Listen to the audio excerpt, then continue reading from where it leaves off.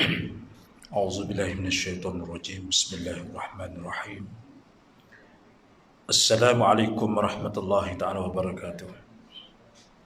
إلى حضرة النبي محمد المصطفى رسول الله صلى الله عليه وسلم، وإلى حضرة جميع الأنبياء والمرسلين عليه الصلاة والسلام، وخصوصا غزل الفاتحة. أعوذ بالله من الشيطان الرجيم. بسم الله الرحمن الرحيم. الحمد لله رب العالمين الرحمن الرحيم مالك يوم الدين، إياك نعبد وإياك نستعين اهدنا الصراط المستقيم صراط الذين أنعمت عليهم غير المغضوب عليهم ولا الضالين.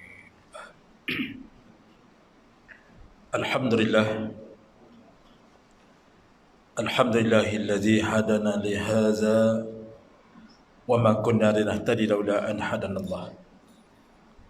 أشهد أن لا إله إلا الله وحده لا شريك له.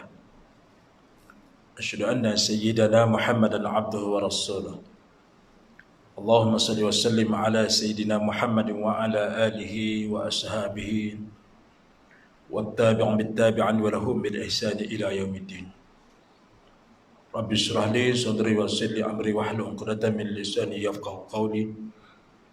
رب زدني علما وارزقني فهما رب يسر وتعسر والحمد لله رب العالمين. وقال الله تعالى في القرآن الكريم: أعوذ بالله من الشيطان الرجيم، ولنبلونكم بشيء من الخوف وجوع ونقص من الأموال وأنفسهم ثمرات. صدق الله العظيم. Yang dirahmati Tuan Imam, pengurus sidang seluruh ahli jawatan kuasa, para ustaz, para alim ulama, sidang muslimin yang dikasihi dan dirahmati Allah Subhanahu wa taala. Alhamdulillah, pertama sekali marilah sama-sama kita memanjatkan kesyukuran kita kehadrat Allah Subhanahu wa taala, kerana pada hari Jumaat yang mulia ini Allah Subhanahu wa taala masih lagi kurniakan kepada kita nikmat iman dan taqwa. Allah Subhanahu wa taala masih lagi kurniakan kepada kita dipinjamkan roh ke dalam jasad kita untuk kita menyambung kehidupan kita pada hari ini. Kita bersyukur kehadrat Allah Subhanahu wa taala kerana Allah Subhanahu wa taala masih lagi kurniakan kepada kita taufik dan hidayah. Mudah-mudahan yang sakit disembuhkan oleh Allah Subhanahu wa taala. Yang berada dalam suasana bermasalah, mudah-mudahan Allah lapangkan masalah mereka. Yang telah kembali ke rahmat Allah, mudah-mudahan Allah tempatkan mereka bersama dengan salafus salih. Alhamdulillah, pada Jumaat hari ini dalam suasana kita masih lagi berada di dalam peperangan menentang COVID. Jangan kita lupa bahawa kita masih lagi belum mendapat kemenangan. Kita masih lagi berada dalam suasana berjaga-jaga. Kita masih lagi berada dalam pematuhan SOP yang disediakan oleh pihak berkuasa. Alhamdulillah, pada hari ini sebagaimana kebiasaan, sebelum Jumaat kita ambil masa sedikit untuk merenungi tentang agama Allah Subhanahu wa taala, tentang diri kita. Mudah-mudahan dengan kita muhasabah diri kita, mudah-mudahan kita mendapat pesanan-pesanan daripada agama Allah, daripada ilmu-ilmu Allah Subhanahu wa taala ini. Mudah-mudahan kita mendapat pendidikan daripada Allah Subhanahu wa taala, dapat tarbiyah daripada Allah Subhanahu wa taala dengan secara langsung. Alhamdulillah, hari ini saya sambung balik satu bab yang saya baca pada bulan lepas, iaitu tentang kesabaran. Salah satu di antara sifat orang mukmin. Saya baca ayat tadi dalam surah Al-Baqarah ayatnya ke-155. Allah Subhanahu wa taala memperingatkan kepada kita, walanabluwannakum bisyai'in minal khauf wa wuju'in wa naqsin minal amwal wa anfusi was samarat. Yang bermaksud, dan sesungguhnya kami, iaitu Allah Subhanahu wa taala, uji kamu dengan sesuatu percubaan, iaitu ketakutan, kelaparan, kekurangan daripada harta dan daripada diri kamu dan buah-buahan. Ayat ini menjelaskan kepada kita bahawa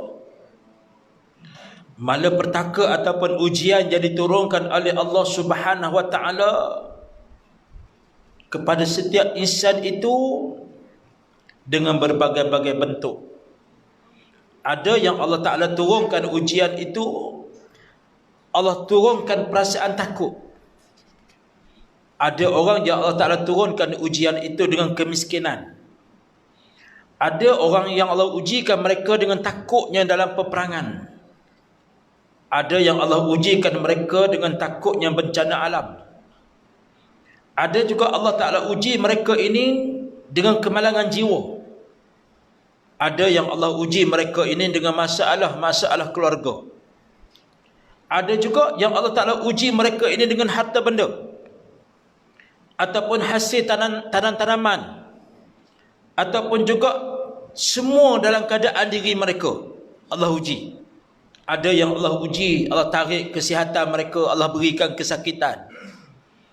Ada yang Allah Ta'ala uji mereka ini dalam keadaan sehingga mereka sendiri pun tak tahu apa dia ujian yang mari kepada diri mereka.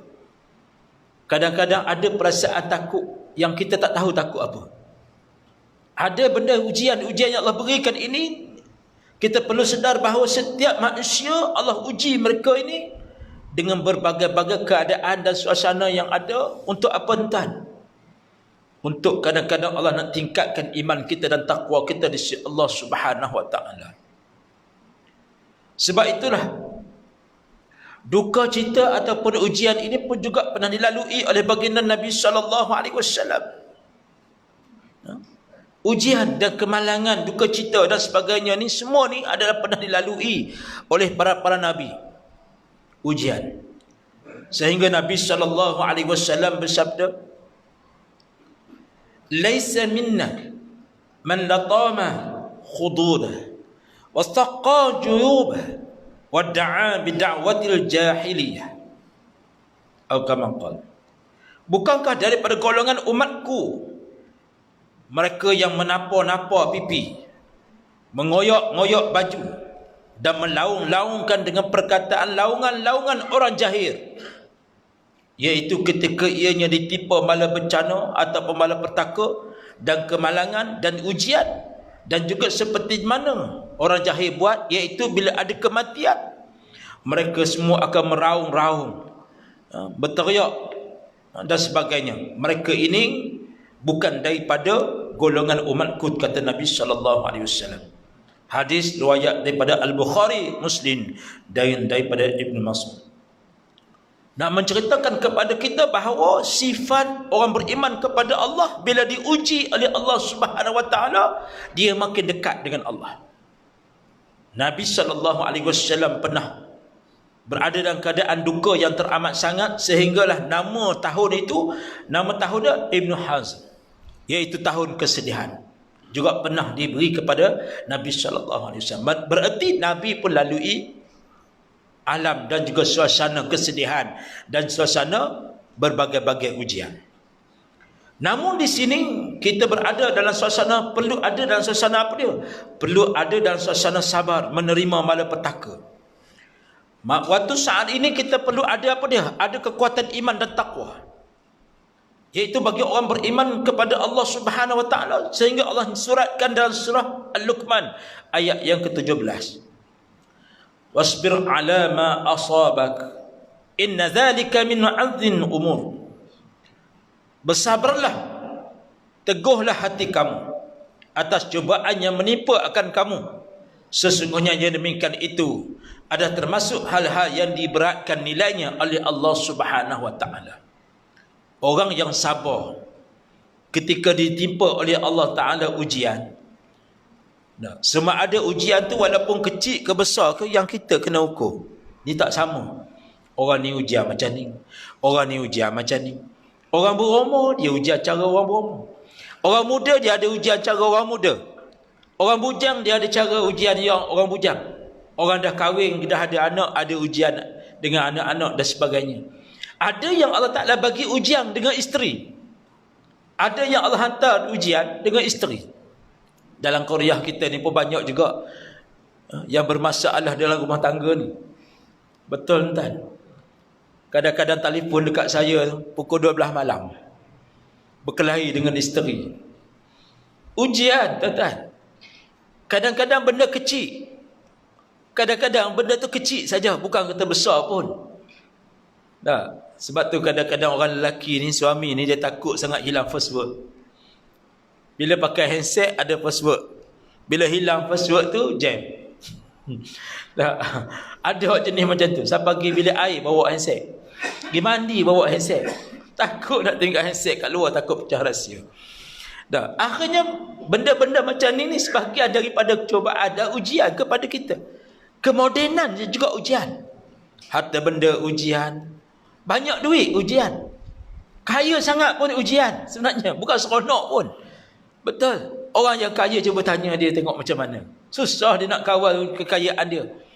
Susah dia nak jaga harta kekayaan dia. Betul. Dia terpaksa kena pakai bodyguard. Nak jalan pun kena pakai bodyguard. Kan? Nak bawa kereta, Allah segan lah sebab kaya. Pakai driver. Dah, ujian dengan driver pula. Dah, bila pergi macam-macam. Berarti semua manusia tak boleh lari daripada ujian-ujian. Sama ada kecil ataupun besar. Sama ada ujian itu ujian yang kadang-kadang kita terima dengan akal ataupun tidak. Orang yang berakal, orang yang beriman kepada Allah, sudah tentu dia terima ujian tu kerana apa? Kerana keimanan dia kepada Allah. Ma asaba bil muqsibah biiznillah. Tidak akan berlaku satu musibah melainkan dengan izin Allah. Kalau dipegang ayat tu, berarti semua yang mari dekat dia adalah daripada Allah Subhanahu wa taala. Dan bukan senang. Sebab tu kalau kita sendiri Allah uji kat kita, ya Allah. Kan? Bila mari ujian dekat kita, tak kira lah. Ada orang ujian dia duit tak ada. Ada orang ujian dia di saat-saat dia nak sangat tu, tiba-tiba Allah tarik ujian. Waktu sibuk tu lah Allah Ta'ala lagi uji kita. Sebab apa? Allah nak tengok di mana pergantungan kita. Di mana harapan kita. Dah. Makhluk boleh tak kita harap? Harap boleh. Tapi jangan sampai kita rosak akidah. Mengharapkan makhluk boleh. Tapi jangan sampai hingga mengharapkan makhluk melebihi Allah Ta'ala. Kan? Kalau tak kerana kawan tu lah hari tu jam. Kalau tak kerana orang tu, dah entar. Dah. Allah Ta'ala lah yang mengaturkan pertemuan kita dengan dia, menyebabkan selesai masalah. Allahu Akbar. Nah, bukan waktu saat PKP saja. Kan? Macam-macam masalah yang berlaku. Sebab selama ni tak pernah duduk di rumah, duduk sama-sama, tiba-tiba kena duduk dikurung di rumah. Macam-macam hal berlaku. Yang telefon dekat saya minta kaunselor. Ustaz, isteri saya begini. Lepas tu cakap dengan isteri pula. Isteri kata suami begini. Oi, jen tuan-tuan.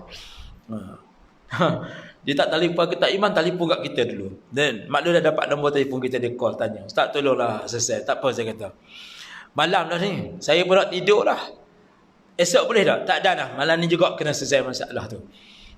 Nampak tak? Malam tu juga nak kena selesai. Kita cuba selesaikan setakat mana mampu. Benda ujian kadang-kadang tetap bukan senang nak terima. Macam ibarat orang lumpuh. Waktu saat dia tengah duduk elok-elok, boleh makan, boleh bercakap, boleh bersembang, boleh berjalan apa semua, dia bangun pagi waktu tu tak boleh bergerak. Cuba tanya orang yang pernah lumpuh macam mana perasaan dia. Macam mana perasaan dia? Sebab orang lumpuh ni tuan-tuan, waktu saat dia tak boleh nak bergerak ni, Allahu Akbar, tak boleh nak bayang macam mana. Daripada sudut psycho tuan-tuan, subhanallah. Sebab tu kita kena tenangkan dia. Kita kena redakan dia. Apa dia pendekatan kita? Lillahi ta'ala. Sabarlah. Allah Ta'ala bagi ujian begini-begini. Kita kadang-kadang jahat juga. Bila pergi ziarah orang sakit, kita cerita hak teruk. Kita mari ziarah, sakit apa ni? Lumpuh. Pak menakan saya dulu, tak lama lumpuh macam ni. Kan? Dah. Kita punya perangai, la ilaha illallah. Kita boleh bagi cerita hak pelik dekat dia, lagi teruk kawan tu. Kan? Mari cerita kata dulu pak saudara saya dulu macam ni lah lumpuh, tapi tak lama. Kan? Tak lama, lebih kurang berapa hari saja. Kan? Lagi kecil lah kawan tu. Tidak ada doa bagi kita beri kekuatan dekat dia. InsyaAllah Allah akan sembuhkan. InsyaAllah Allah akan beri kesembuhan. Yakin dah. Haraplah kepada Allah. Dekatlah dengan Allah. Tak pernah kita nak ucapkan dengan lafaz yang demikian. Tapi kita menakutkan dia lagi ada. Menakutkan apa dia? Menakut-nakutkan dia supaya dia, Allah, kawan hak tengah sakit ni bertambah sakit. Nampak? Akhirnya dia kecewa. Kenapa? Orang yang mari ziarah dia tak bagi semangat dekat dia. Walaupun kita bagi 1 juta dekat dia sekalipun, waktu saat tu bukan 1 juta tu yang dia nak. Bukan duit tu yang dia nilai. Tapi kekuatan mental, jiwa dia. Ini di antara psikologi yang perlu ada kat kita. Dah, macam mana kita pergi ziarah orang mati? Dah, kita pergi ziarah orang mati, entah jangan duk cerita hak kubur kat dia. Orang mati hakikatnya tuan-tuan roh dia ada. Kita mari ziarah tu dia tahu siapa dia mari ziarah dia, siapa dia mari tengok dia. No? Itu kaedah hantar. La ilaha illallah. Dah. Sebab tu kita beritahu dekat kita, Rasul beritahu kat kita apa dia hantar. Apabila waktu saat kita ziarah orang mati, apa dia kita ucap dekat dia? Sedekahkan Fatihah dekat dia, sedekahkan pahala-pahala amal yang baik dekat dia. Mudah-mudahan dia tenang di akhirat. Inna lillahi wa inna ilaihi raji'un. Antara ucapan yang paling lembut dekat dia. Nah, kita datang daripada Allah dan kembalilah kita kepada dia. Itu hak dia. Sebab itu di antara tarbiyah yang perlu ada dalam diri kita, apa dia tuan? Nak melembutkan, nak meyakinkan seseorang, nak meredakan seseorang, bukan kita corak api. Bukan kita corak minyak dekat dia. Tetapi kita corak air dekat dia bagi dia sejuk. Redakan masalah dia. Kadang-kadang minta orang berkelahi rumah tangga. Kita bukan pergi masuk capur nak selesai. Masuk capur lagi huru-hara dia. Banyak yang berlaku begitu. Dah, kadang-kadang kita tengok hari ni banyak pergaduhan dalam rumah tangga, perceraian yang rumah tangga. Kita tengok banyakkan campur tangan daripada orang tua-tua. Campur tangan daripada mertua, campur tangan daripada bapa mertua, campur tangan daripada adik-beradik, campur tangan daripada orang yang tak tahu nak selesai masalah, dia pergi corak minyak. Dia pergi corak minyak, lagi terbakarlah suasana. Akhirnya tidak ada jalan penyelesaian. Dah kita cuba usaha ikhtiar selesaikan masalah, lepas tu serah kepada Allah. Semua ada macam mana cara Allah Ta'ala nak bagi dekat dia. Wallahu a'lam bissawab. Sebab tu di antaranya lagi Allah Subhanahu wa Ta'ala sebut dalam surah Yusuf ayat yang ke-18. Fasabru jamil wallahu musta'an. Sabar itu satu keindahan dan pada Allah sahajalah didapati sumber pertolongan. Ini sifat orang beriman, nak minta tolong apa kita minta dengan Allah. Dalam usaha, dalam tawakal kita, dalam usaha kita minta dengan Allah, dan kita ada usaha dan ada tawakal. Jangan minta saja lepas tu tunggu.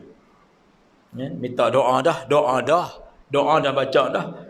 Lepas tu tunggu. Obat tak mau makan, usaha tidak, apa tidak, kita tunggu. Ini di antara satu penyakit yang paling bahaya. Sebab itulah ni perkara-perkara yang perlu kita sedar. Sebab itulah Allah Subhanahu wa Ta'ala berikan ketenangan kepada manusia daripada awal-awal surah Al-Baqarah. Allah Subhanahu wa Ta'ala berikan kedamaian dan ketenangan. Apa dia? Di antara firman Allah Subhanahu wa Ta'ala, wa basyiril sabirin allazina idza asabathum musibah qalu inna lillahi wa inna ilaihi raji'un ulaika alaihim salawatun min rabbihim wa rahmatuh ulaika humul muhtadun. Suraqallahu azim. Surah Al-Baqarah ayat yang ke-155 dan 157. Yang bermaksud, berilah kabar gembira kepada orang-orang yang sabar atas cubaan-cubaan yang telah datang kepada mereka, iaitu orang-orang apabila ditimpa malapetaka ataupun kemalangan. Mereka berkata, inna lillahi wa inna ilaihi raji'un. Bahawa sesungguhnya kita kepunyaan Allah dan kepadanya kita akan kembali. Mereka itu pasti mendapat keampunan dan rahmat Allah, dan mereka itulah orang-orang yang mendapat petunjuk Allah Subhanahu wa Ta'ala. Allah memberikan khabar gembira kepada orang beriman kepada Allah. Kalau kita sabar dengan ujian, sudah pastilah Allah Ta'ala akan berikan sesuatu benda kepada kita. Sama ada Allah berikan kepada kita keampunan, ketenangan Bila kita terima hakikat ini adalah daripada Allah, sudah tentulah kita dapat ketenangan. Dan daripada ketenangan itu Allah beri pula pahala kepada kita, keampunan, rahmah, maghfirah. Allah bagi maghfirah kepada kita. Subhanallah. Sebab tu di antara perkara yang paling penting, ini waktu saat mana. Tetapi kebanyakan manusia apabila mereka tidak ada tawajuh dia dengan Allah Subhanahu Wa Taala, tidak ada hubungan dia dengan Allah, tidak ada sifat beriman dengan Allah, maka waktu saat itu syaitan pun mari. Bila dia marah, syaitan mari. Bila syaitan campur aduk dengan dia, maka bertambah panas. Bertambah waktu saat itu mula macam-macam dia mari, dengan kata-kata dia, dengan tindakan dan sebagainya. Sebab itulah sifat ni ditunjukkan kepada kita bagaimana sifat orang yang sabar, bukan bagaimana orang kafir. Bila ada seorang ahli keluarga dia mati, dia akan meraung-raung, menangis, teriak-riuh, entah, padahal mati seorang. Tapi sifat orang beriman kepada Allah, marilah kematian ke ujian macam mana, sabar dan tenang. Sebab itulah saya sambit tadi bagaimana orang bila dia sakit, ataupun apa-apa saja. Sebab tu orang tidak beriman dengan Allah, bila Allah uji dia, cari jabatan Pulau Pinang terjun. Berapa ramai orang terjun jabatan Pulau Pinang kerana apa? Kecewa dengan kehidupan mereka. Berapa ramai orang cari jalan kematian. Pasal apa? Untuk nak selesaikan masalah dia lebih mudah. Dia cari jalan lebih mudah. Kemana? Bunuh diri. Kemana? Kematian. Kemana? Iaitu dengan tindakan-tindakan bodoh yang mereka lakukan. Sebab apa? Sebab waktu saat itu dia tidak bergantung kepada iman dan taqwa kepada Allah Subhanahu Wa Taala. Sidang jemaah yang dirahmati Allah. Sebab itulah pentingnya sifat sabar yang perlu kita didik dan kita tanam dalam diri kita. Wasbru karzuna min kunuzin jannah. Dan sabar itu merupakan sebahagian daripada pendaharaan syurga. Allah kata apa? Min kunuzil jannah. Orang yang sabar ni sebahagian sifat dia adalah ahli syurga. Tabarakallah, masya-Allah, hebat tuan-tuan. Maknanya orang yang sabar itu sebahagiannya ada sifatnya ahli syurga. Sebab tu kita ingat bahawa kesabaran itu yang perlu kita tanam dalam diri kita. Apa dia tuan? Waktu saat mana? Waktu saat Allah uji. Bukan waktu saat kita duduk senang-senang, sabar bunyi ayat dia. Kan? Tak ada apa-apa ujian, nak sabar, biasa je lah. Tetapi waktu mana yang besar, iaitu sabar ini yang disebut sebagai kunci ni apa dia? As-sabru miftahu farraj. Di antaranya kata Nabi sallallahu alaihi wasallam apa dia? Sabar itu iaitu inilah anak kunci kemenangan. Orang mukmin nak tengok sifat, nak tengok iman dia takat mana? Tengok kesabaran dia. Takat mana? Bila Allah Taala uji. Sebab tu lah tuan, Allah uji kepada orang-orang ni sesuai dengan kemampuan dia, sesuai dengan diri dia. Setakat mana dia boleh bertahan, dia boleh duduk dalam suasana sabar. Ini kena faham tak? Sebab itulah ini bahagian daripada sifat yang perlu ada kepada orang mukmin.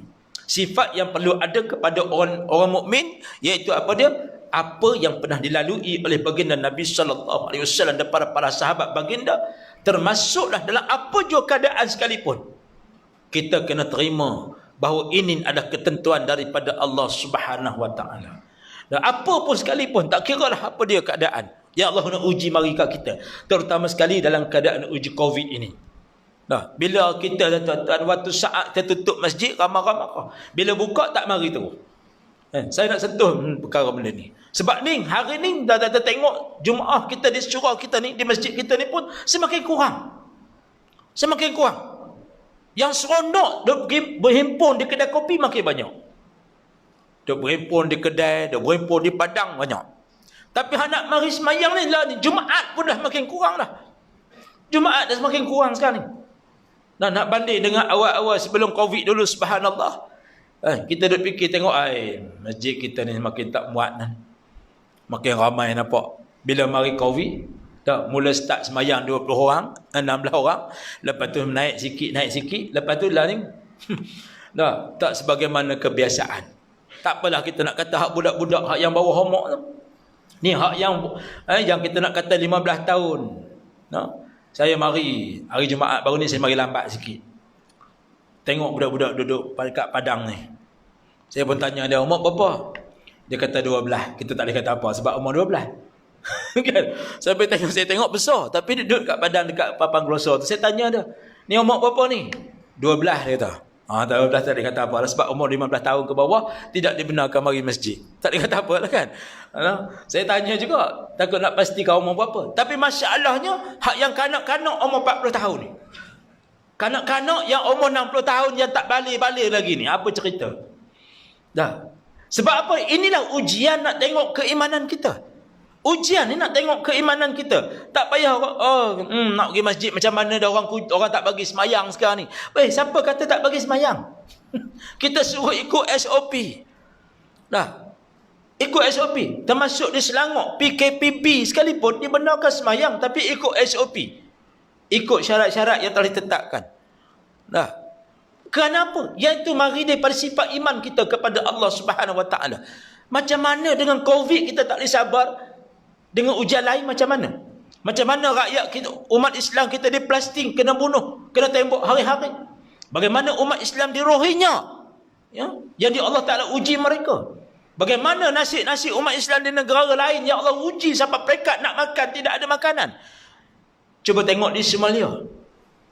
Subhanallah. Cuba tengok di Rohingya. Cuba tengok di Ethiopian. Saya pernah sampai di Ethiopian, kita turun saja daripada kereta, berderu pakat mari. Dia tengok kita bawa plastik tu, dia ingat kita nak bagi makanan dekat dia. Tuan-tuan, saya bawa coklatnya. Tak ada nak buka coklat hilang. Dah. Punya lapar tuan-tuan. Subhanallah. Punya nak kepada makanan. Habis baju kita dia robek. Nak cari. Nampak? Selagi dia nampak benda yang kita pegang, jaga. Saya pun seraya tuan-tuan. Sampai peringkat macam tu. Bayangkan. Kita ni tuan-tuan, hak yang makan dalam peti air penuh untuk seminggu. Untuk seminggu dia prepare dah. Ayam 3 ekor siap dah. Ikan tu belum PPKB lagi. Hak yang istihad PPKB tu dia punya beratur di pasar raya nak beli. Takut apa? Takut darurat. Siapa nak istihad darurat? Orang tak suruh istihad darurat pun. Tapi punya takut hilang makanan. Itulah persediaan kita. Sampai peringkat macam tu. Kita lupa. Kita lupa satu benda lagi tuan-tuan. Kita takut. Tak takut kematian. Kita tak takut waktu saat kita bertemu dengan malaikat. Tak takutkah kita waktu mana tuan-tuan? Waktu kita disyarat oleh Allah Subhanahu Wa Taala. Kita tak takut yang tu. Kita tak fikir pun tentang kita dengan Allah. Kita fikir kita dengan manusia, dengan hamba nafsu kita. Takut hilang makanan. Sebab tu kita seronok bila kerajaan nak bagi BPN. Seronok. Pakak dia tanya saya, Ustaz, dapat dah kah? Mana aku tahu? Kan?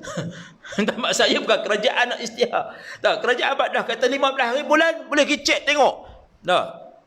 Ada yang pergi cek, bohong. Kata nak bagi 1,600, tapi pergi cek semalam dapat 500 lah. Betul lah dulu hang dapat dah 1,000. Lepas tu tambah lagi 600 cukup lah. Nampak tak? Contoh nak nampak. Punya marah. Siapa nak likuk kerajaan. Nampak? Nak cerita anda yang inilah keadaan suasana kita. Pasal apa? Pasal kita mengharap tak tentu pasal. Padahal waktu saat ni kita bukan darurat sampai peringkat sebagaimana negara-negara darurat. Tak sampai peringkat lagi ujian-ujian yang sampai kepada kita sebagaimana umat Islam diuji oleh Allah SWT begitu dahsyat. Tapi itulah keadaan pegangan kita dalam diri kita hari ini. Inilah benda-benda yang perlu kita jaga, yang perlu kita tanam dan perlu kita sedarkan supaya apa dia? Supaya kita bersiap siaga. Untuk pertama sekali siaga kita apa dia? Siap siaga kita nak bertemu dengan Allah. Siap siaga iman dan diri kita waktu mana? Waktu saat Allah uji. Apa dia kesabaran kita? Di mana keyakinan kita dengan Allah? Di mana harapan kita dengan Allah? Di mana permintaan kita dengan Allah? Di mana tempat kita nak bergantung? Yang ni yang perlu kita tanam dalam hati dan jiwa kita. InsyaAllah. Mudah-mudahan. InsyaAllah mudah-mudahan.